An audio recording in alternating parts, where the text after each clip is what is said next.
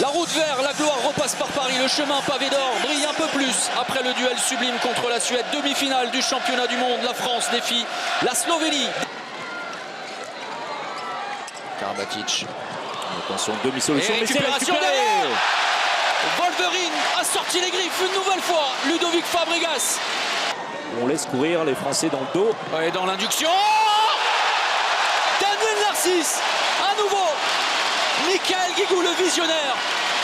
Incroyable vista du magicien montpelliérain. Et le mouvement sans ballon, vous l'avez dit, Daniel Narcisse qui propose une solution vers l'extérieur dans le dos de Marc Goetz. Oh, c'est un génie. Et derrière, mais quelle justesse de Daniel Narcisse. Avec un changement de main, avec un ajustement. Auprès, la passe géniale une nouvelle fois. La parade. Oh, le gros arrêt de Vincent Gérard. Et derrière, on relève Valentin pour qui dépasse devant. Allez, Valentin. Les Bleus sont relancés après cette parade de Vincent Gérard.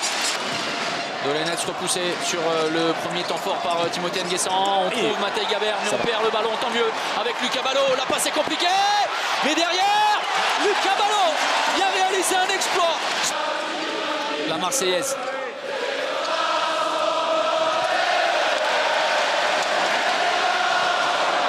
Oh, génial! Timothée Nguessan, salué partout ses partenaires, qui est allé plus vite que tout le monde. Et ça donne une certaine confiance pour vraiment proposer tout le volume dont il est capable. C'est moins le cas en équipe nationale. Oh, Nicolas Karabatic, de loin, il a surpris son monde.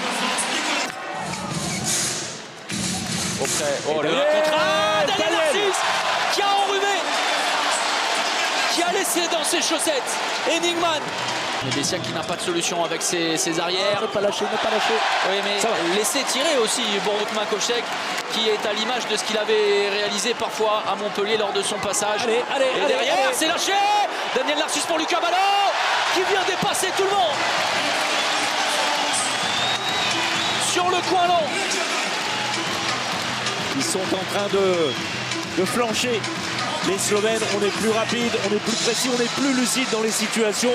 Et de nouveau, on prend 5 buts d'avance. Le mouvement de Cédric, dommage. De Cédric Sorando, qui a renversé la défense slovène, mais derrière, on a vu Skok réaliser l'arrêt. Et ensuite, ça va très vite avec la punition. Attention à ne pas perdre trop rapidement les ballons. Avec Singesar qui est allé à toute allure côté gauche, qui se rend disponible. Et ça souligne le travail incroyable et monstrueux du duo d'entraîneurs, de sélectionneurs. Oui, Nedim Remili dans un fauteuil.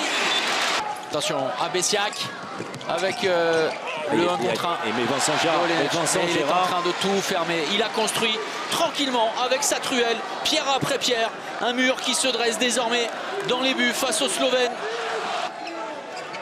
Abalo en mouvement. Le croisé avec la défense très haute de Blagotinski.